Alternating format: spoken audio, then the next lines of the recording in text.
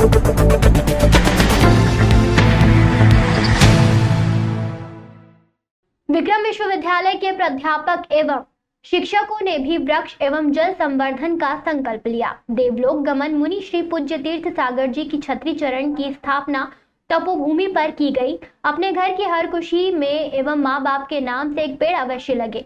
धरती माँ के जल का उपयोग कम करें और आसमान के जल को अवश्य बचाएं। आचार्य प्रज्ञा सागर महाराज उज्जैन तपोभूमि प्रणेता आचार्य प्रज्ञा सागर जी महाराज का उज्जैन की तपोभूमि से राजस्थान की ओर विहार प्रारंभ हुआ। विहार में सर्वप्रथम तपोभूमि प्रांगण में मुनि श्री पूज्य तीर्थ सागर जी महाराज की छत्री एवं चरण की स्थापना की गई। तत्पश्चात पैदल विहार करते हुए आचार्य श्री संघ के साथ विक्रम विश्वविद्यालय के डिपार्टमेंट प्रांगण में पहुंचे, जहां पर पर्यावरण को लेकर मेरा जल मेरा जीवन एवं 1100 पौधों का रोपण का शुभारंभ कार्यक्रम आयोजित हुआ। कार्यक्रम संयोजक सचिन कासलीवाल ने बताया कि आचार्य श्री प्रज्ञा सागर जी महाराज विक्रम विश्वविद्यालय डिपार्टमेंट प्रांगण में पहुंचे, जहां उनका कुल गुरु अर्पण भारद्वाज एवं अन्य प्राध्यापक शिक्षक और एनसीसी के सैकड़ों विद्यार्थियों ने श्रीफल भेंट कर पद प्रक्षालन किया। अर्पण भारद्वाज ने उज्जैन से संबंधित कई विषयों पर जानकारी देते हुए चल रहे पर्यावरण के कार्यक्रम के अंतर्गत मेरा जल मेरा जीवन एवं 1100 वृक्षारोपण कार्यक्रम के संदर्भ में बताते हुए आचार्य श्री से कार्यक्रम करवाया। मुख्य अतिथि अशोक जैन, चायवाला, विनीता कासलीवाल, राजेंद्र लोहाड़िया एवं विक्रम विश्वविद्यालय प्राध्यापक व शिक्षक थे।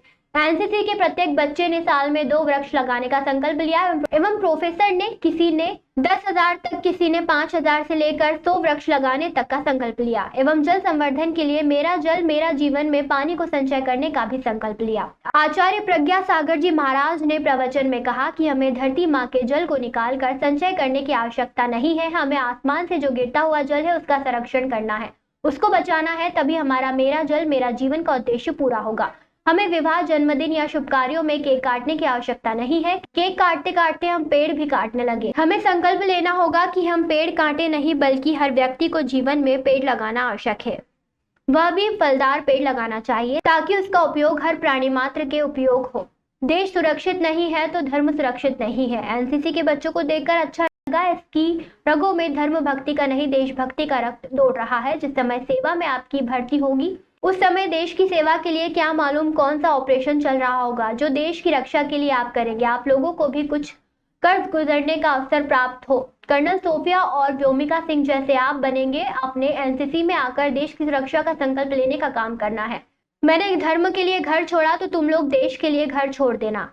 अर्पण भारद्वाज जी कुलगुरु हैं तो मैं धर्म गुरु हूँ। यह शिक्षा देते हैं तो मैं धर्म शिक्षा देता हूँ।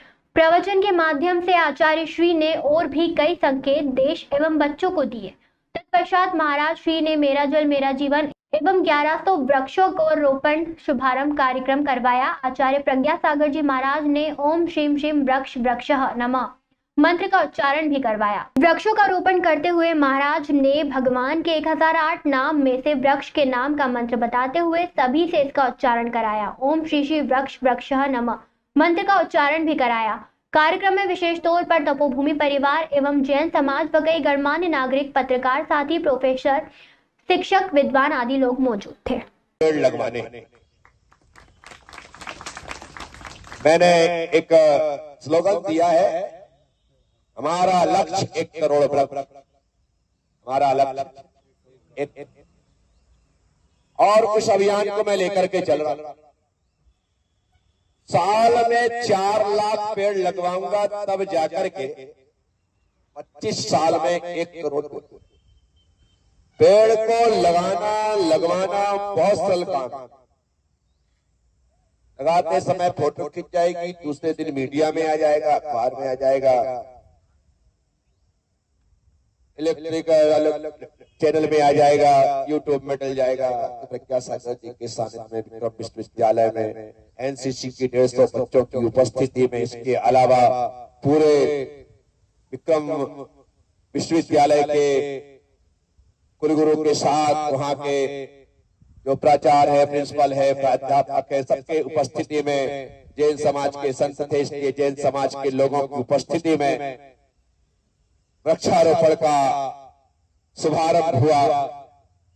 वृक्ष लगने के बाद वृक्ष बचने वृक्ष वृक्ष वृक्ष बचने चाहिए। लगाना बहुत सरल है, लगता क्या है अभी गड्ढा खोद रखा होगा, अभी थैली से पेड़ को फाड़ करके डाल दिया जाएगा, मिट्टी खिसका दी जाएगी, एक बाल्टी पानी डाल दिया जाएगा, तालियां बज जाएगी, फोटो खिंच जाएंगी, मैं चला जाऊंगा, तुम चला जाओगे, पेड़ लग गया। लेकिन संभालेगा कौन? नर्सरी से पौधे को ला करके अपने गार्डन में लगाना और अपने गार्डन से अपने बच्चे को नर्सरी भेजना। नर्सरी से पौधा ला करके अपने गार्डन में लगाना और अपने गार्डन से, अपने घर से अपने बच्चे को नर्सरी में भेजना। शुरुआत कहां से होती है? नर्सरी में बच्चा जा रहा है, नर्सरी में इसलिए बच्चों को भेजा जा रहा है ताकि आने वाले समय में पढ़ लिख करके 17-18 बच्चे के साथ साथ आप एक पौधे को लगाओ और भाई जब 15-17 साल का तुम्हारे बच्चे के साथ बड़ा हो तो तुम्हारा बेटा उस पेड़ के नीचे सुकून की सांस लेता हुआ नजर आएगा, उसे शुद्ध ऑक्सीजन मिलेगी, शुद्ध वायु मिलेगी। आवश्यकता है, खुशी हो या गम वृक्ष लगाए। जन्मदिन हो पेड़ लगाए, शादी की सालगिरह हो पेड़ लगाए, पिताजी की दादाजी की पुण्यतिथि हो पेड़ लगाए, तुम्हारे बेटे और बेटी की शादी हो पेड़ लगाए। गणेश पूजा से पेड़ शादी की शुरुआत नहीं करना है, वृक्षारोपण से शादी की शुरुआत करना है। जन्मदिन केक काट करके नहीं, पेड़ लगा करके करना है। बहुत काट चुके आप, केक काटने की आदत पड़ गई तो पेड़ काटने लग गए हैं, क्योंकि काटने की आदत लग गई है तो तुम कुछ भी काट देते। केक मत काटिए, पेड़ लगाइए। पेड़ लगाओगे, केक काटोगे तो आज ही मुख मीठा होगा और पेड़ लगाओगे तो 5 साल के बाद हजारों लोगों के मुख सालों साल होते रहेंगे कि भाई पेड़ फल देगा और लोगों के मुख अपने आप। अब उन्हें कुल गुरु की संज्ञा। अर्पण जी भारद्वाज कुल गुरु है तो मैं धर्म गुरु। मैं जहां जाता हूं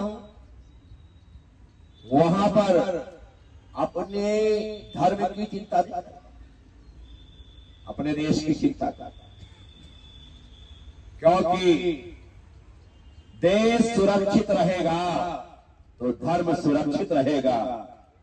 देश यदि सुरक्षित नहीं है तो कोई धर्म सुरक्षित नहीं। एनसीसी के इन बच्चों को देख करके बड़ा अच्छा लगा। ये देश के वे नौजवान बच्चे हैं जिनके मन में प्रभु भक्ति का नहीं, देश भक्ति का खून दौड़ रहा है और बस वही जुनून लेकर के आया। इन्हें पता है कि रास्ता मौत का रास्ता। ना जाने जब इनका आर्मी में सिलेक्शन होगा, जब ये बच्चे सेना में भर्ती होंगे, उस समय सरकार कौन सा ऑपरेशन कर रही होगी कुछ कहते हैं। परंतु जो भी ऑपरेशन होगा हो सकता है उसमें तुम्हारा सिलेक्शन और तुम्हें अपने देश के लिए कुछ कर गुजरने का अवसर प्राप्त हो। मैं इन बच्चों को देखते हुए आंखों में आंखें डाल दी, बस वही देख रहा कि जिस तरह से व्योम का सिंह और सेफिया कुरैशी ने इस बार जो सिंदूर ऑपरेशन में अपनी महत्वपूर्ण भूमिका निभाई है, ये बेटियां भी व्योम का सिंह और सेफिया कुरैशी की तरह आगे बढ़ करके देश की रक्षा। जरूरत किसी जीत की है। मैं कहता हूं हर माँ बाप को अपने बच्चों के भीतर अपने धर्म के ही नहीं, अपने धर्म के संस्कार ही नहीं, देश की रक्षा के संस्कार भी देने चाहिए कि बेटा देश के लिए यदि हमें कुछ करना पड़े और यदि खून भी देना पड़े, जान भी देना पड़े, तो देने से घबराना मत, पीछे मत होना, क्योंकि देश के लिए जान देने वाला शहीद होता है। इसके लिए जान देने वाला बोलो क्या होता है? शहीद होता है। और जो शहीद होता है उसका कफन कपड़े का नहीं, देश के ध्वज तिरंगे का होता है। तिरंगे को फहराना एक बात है, लेकिन देश के लिए जान दे करके तिरंगा ओढ़ करके चले जाना यह विशेष बात है। इसलिए आप लोगों ने एनसीसी को ज्वाइन किया।